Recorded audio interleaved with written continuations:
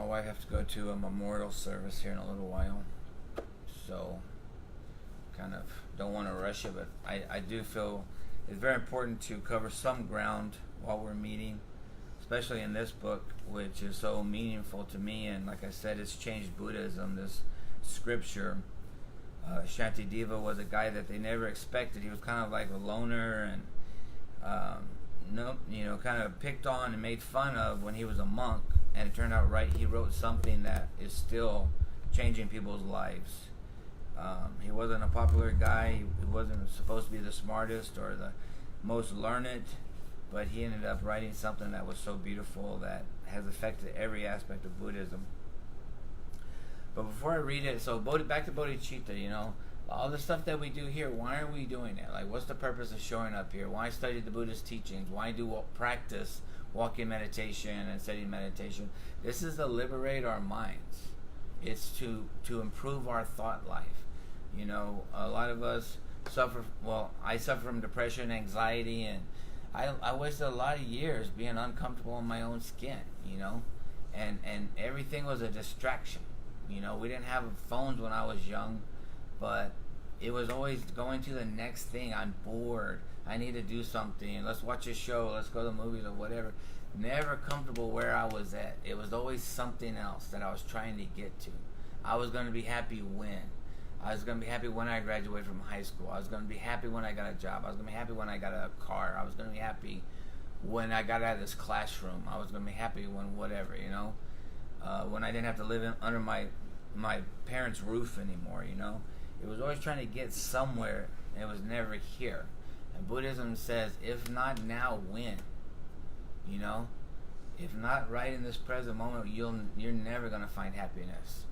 As we know, people get these huge mansions and $1 million movie deals and contracts, and they wind up ODing or ruining their lives somewhere or whatever, So we want to be happy regardless of how much money we have in the bank, how much, whether we have someone that loves us or a partner in life or whatever it is.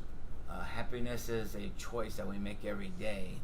And Buddhism has been around 2,600 years, and it's proven to improve the quality of your life, especially the quality of your thought life. So that's what we're doing here. So bodhicitta, the benefits of bodhicitta is working with the mind to care for other people. And so it says that we have a hard heart from years of things happening to us. People have, done things to us, traumas, bad childhood, whatever, relationships not working out, and all this stuff hardens our heart. And so Buddhism says find one soft spot in your heart and expand on it. And that's increasing your bodhicitta, What can you do to contribute to the world that makes you feel good? So like even like prisoners in prisons, they're doing animal therapy. And so you see somebody that was a gang member and they might have killed people, shot up people, robbed and all that stuff. But in prison they bring in some puppies. They're laying on the ground rolling around with the puppies, laughing and giggling and so kind and gentle with that puppy. That's the soft part in their hard heart, And so that's showing that everybody, I don't care who you are, there is a soft part. There's a softness to you. And so what Buddhism says is find that thing. If it's art or if it's music or maybe it's working with children, what are you doing to contribute to the world and expand on that and make it bigger and bigger? What you do for a living, you might think, well, it's not that big a deal, but is it helping other people? Is it benefiting the world in some way? Are you serving others? And expand on that.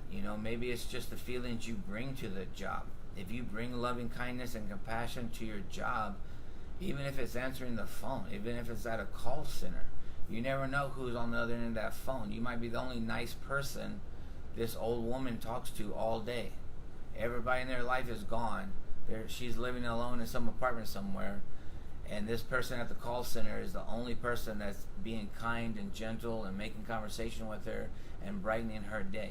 So regardless of what you do for a living, whatever attitude you bring to it is bodhicitta.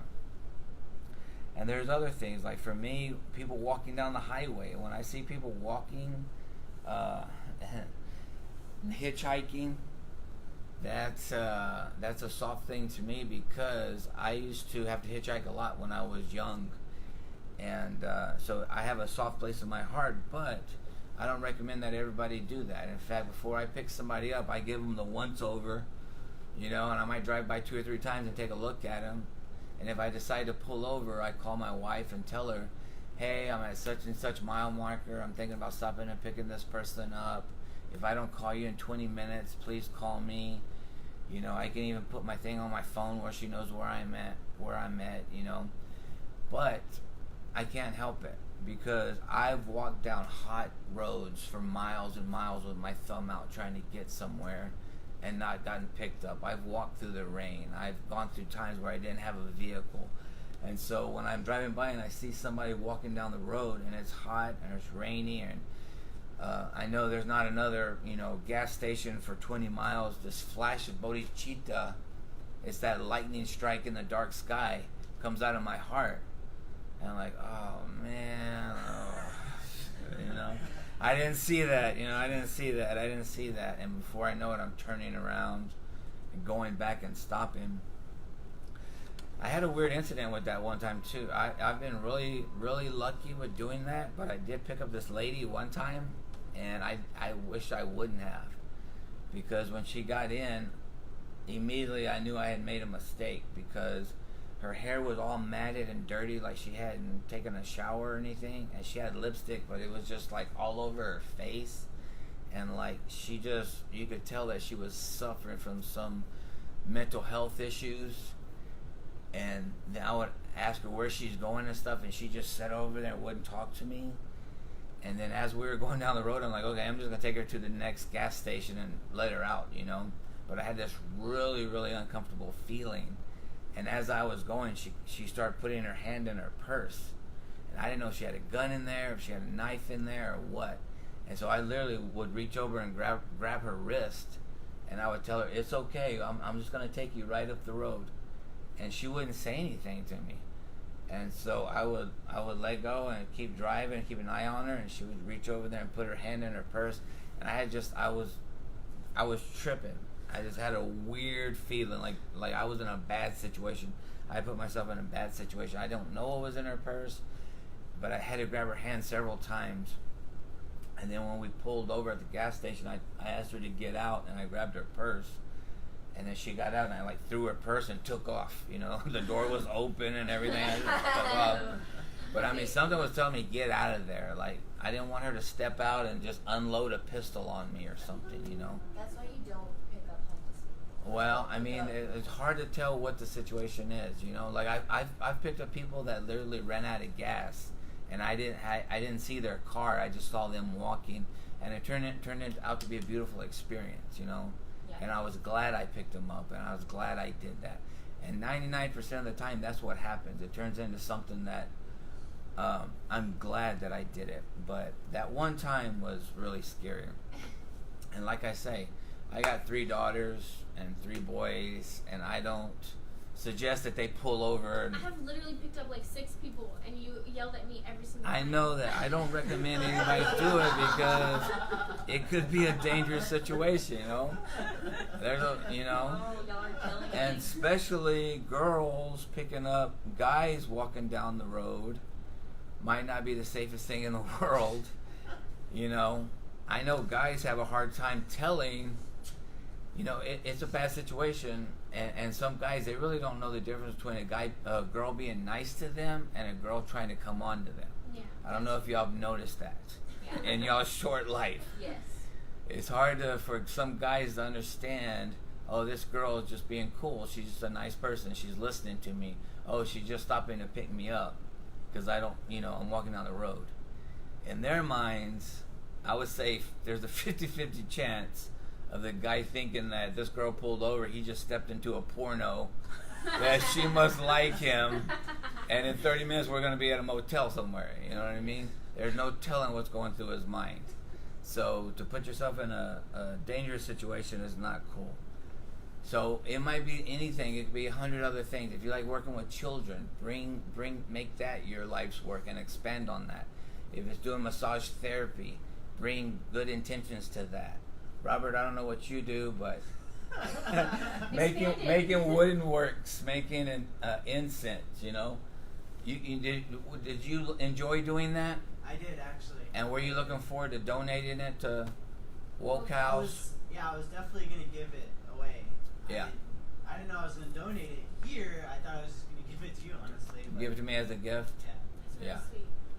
That's bodhicitta right there, man. You put in hard work to do that, and you were going to give it to somebody as a gift and not keep it for yourself.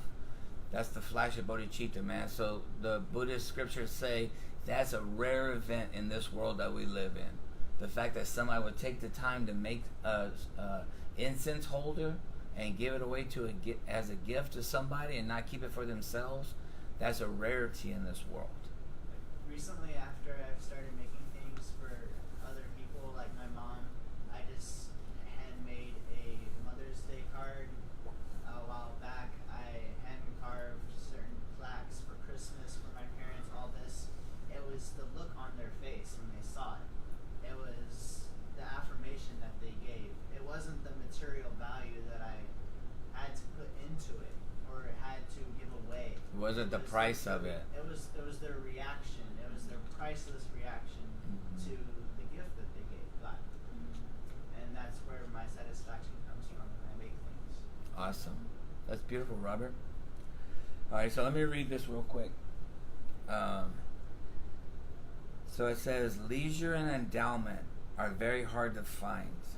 And so what that's saying is the leisure that we have, and then so in other words, being able to focus or even think about bodhicitta is a rare opportunity in this world. You could be living in poverty where you're scratching for your next meal and you wouldn't even have the opportunity to think about bodhicitta. You know, you could be living in a war zone where there's bombs blowing up outside and you're just trying to survive. You wouldn't be in a nice facility that's air conditioned, sitting on a soft cushion, thinking and talking about bodhicitta, right? So this opportunity that you have in this life is very hard to acquire. So use it wisely. It says, and since they accomplish what is meaningful for humanity, if I do not take advantage of it now, how will such a perfect opportunity come around again? Just as a flash of lightning on a dark, cloudy night, for an instant brightly illuminating all, likewise in this world, through the might of the Buddha, a wholesome thought rarely and briefly appears. Hence virtue is perpetually feeble, the great strength of immortality being extremely intense, and except for a fully awakened mind, by what other virtue will it be overcome? And I'll explain that in a second. All the Buddhists who have contemplated for many eons have seen it is beneficial, for by it the limited mass of beings will quickly attain the supreme bliss.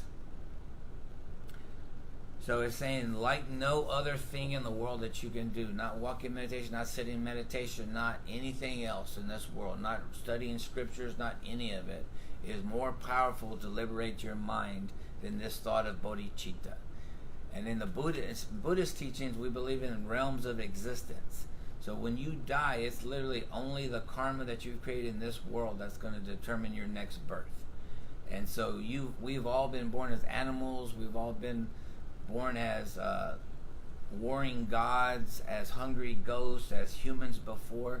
And it's how much of this bodhicitta that we've been able to accumulate, or how much good we've been able to do towards others, that is dictating this life from life to life. And so even in the animal realm, let's say that you're born as a chimpanzee and you're sitting up in a tree and you're looking down at this river and you see a gazelle sitting there drinking water, and you look over and there's a lion crouching in the weeds, and you're like, oh my God, like that gazelle is fixing to get attacked by this lion. and suddenly this flash of bodhicitta comes up in you, and you think, for one strange reason, you've identified yourself like that could be me in danger. That has been me in danger. And suppose you jump out of the tree and you start beating your chest and yelling, and suddenly the gazelle takes off, and then the lion has lost its dinner. You've saved the gazelle, and you're like, oh God. So you turn around and try to get back up the tree, and suddenly the lion attacks you. Well, Buddhism will say that flash, that single moment in a lifetime of just taking care of yourself and worrying about your own needs, that one tiny flash of trying to save another animal or doing something beneficial is going to affect your next birth. And you'll probably be born in a human realm, in a place where you'll hear the teachings being taught of the Buddha. So you can believe that. There's logos teaching and there's mythos teaching. So logos teaching says that's a real thing, that every time we die we go into one of these realms.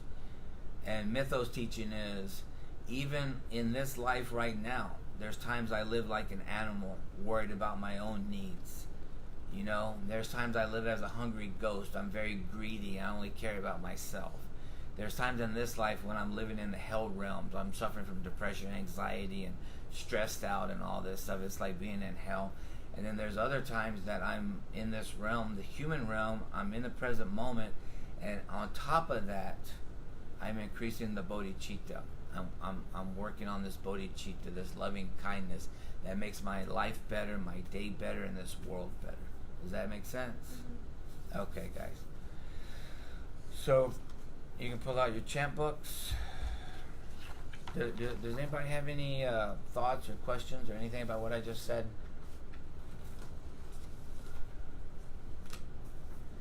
Could it also be bodhicitta if you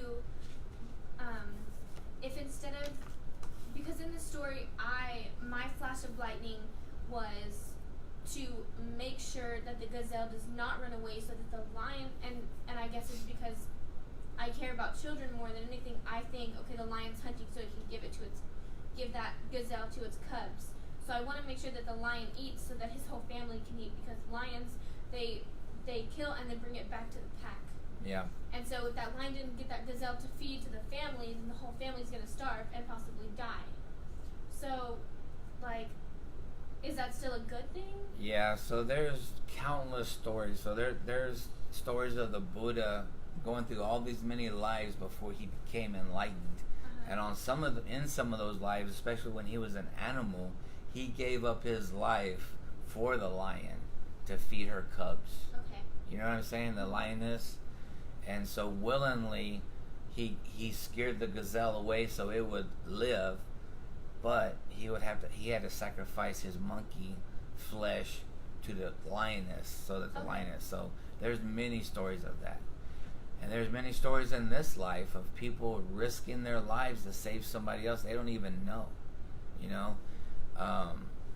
My supervisor said that he went to the screening of the police officers in San Antonio. There's a documentary about these certain police officers here in town that are called the CIT unit, and they work with people that have mental health, or they work mental health crisis type of calls, and they're plainclothes police officers. And in this documentary about them, you see them go out on a ledge with a lady and keep her from jumping. And they talk her back off the ledge, off this bridge, and they literally save her life, but they put their life in danger. She could have grabbed one of them and jumped off, the bridge, but there wasn't a dry eye in the whole theater, they said. But seeing these two police officers slowly talk this lady off of this, it was like an overpass with the highway, and one of them climbed over the rail and got on the other side with her and just held her hand, and the other cop stayed right behind her and just talked her slowly to please come back on the other side of the rail.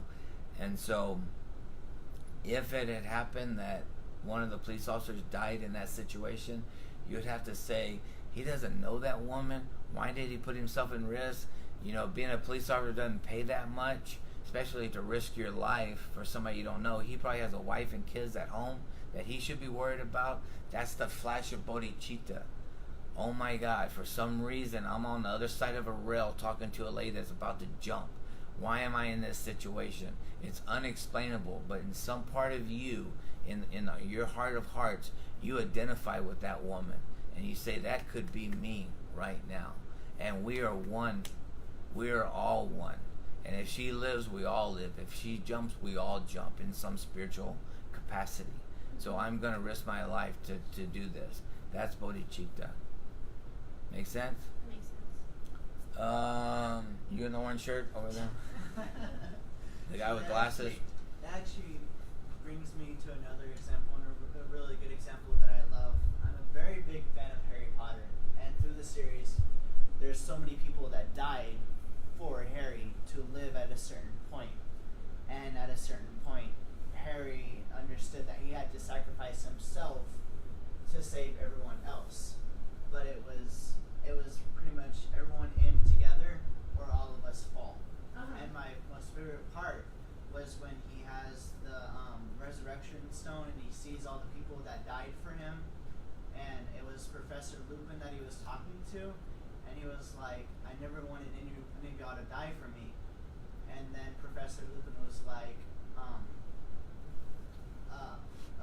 Harry was like, well, what about your son? What about him? What is going to happen to him? And then Professor Lupin was like, people would tell him what we all died for, and it was the meaning behind each person's death that was so moving and so relatable to